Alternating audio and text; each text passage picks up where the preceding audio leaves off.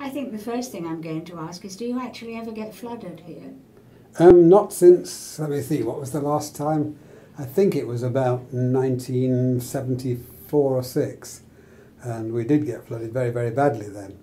In fact, I had a load of guests at home, and we spent the whole of Boxing Day sweeping out the factory, sweeping the water out of it. So it did happen, but that's the last time it happened. It was actually over the Christmas holidays. It was over the Christmas holidays, yes, and we've since then had water on the road outside, but since the new system's gone in, it's very good. We don't have any problems. Presumably your father moved here because it was a jolly good site with a building to hand. No, it was rather more complicated than that. We were in Kirgate, as you know, Yes. until 1952, which is the site of the car park at the moment, and we have videos of that building in use if you want to have a look at it. But it was a multi-storey building, and my father was one of the first people in England to realise that a factory would be much, much more efficient if it was on a single floor. So we were looking for something that would eventually be 50 or 60,000 square feet plus whatever was required for warehousing.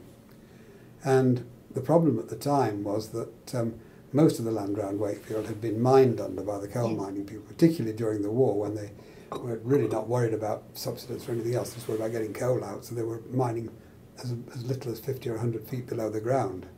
And they were leaving in wooden supports, which of course rotted and fell away after some time. And the reason we came down here is we're in the oxbow of the river, and nobody would mine under that because they're afraid of getting water into the mines near the surface. So it was safe to put a big single-storey factory here. And before us there was a single-storey factory here, but it was a very different type of thing. It was a worsted mill run by the Lum family who had the mill down here, and they made anything from fine worsteds up to billiard table fabrics and things like that. And it wasn't all single-storey, there was some multi-storey sections to it, but it was, you know, an 8-acre site. It was a very big site. So altogether you could say we've now got something like 150, 160,000 square feet of modern buildings, plus another 30 or 40,000 square feet of old buildings, which we've still kept in use because we just kept growing and kept wanting them. And then along came the Far East with much cheaper production, and so we closed all our factories, moved offshore. We didn't need all that space. We've let over half of it now to tenants of various sorts, but we still keep the warehouse, one long shed, and the office block. When we came here in 1952, we were promised that other people of our size and our dynamism, if you like, would be coming down here, and there'd be 5 or 6 big companies based in this area.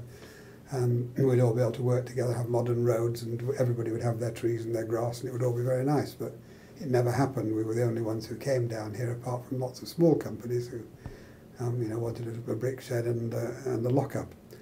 And that has been the pattern of things, I suppose. I suppose David Slater with Slater and Crabtree was one who did come down here, and it's now part of the Rhodes Group.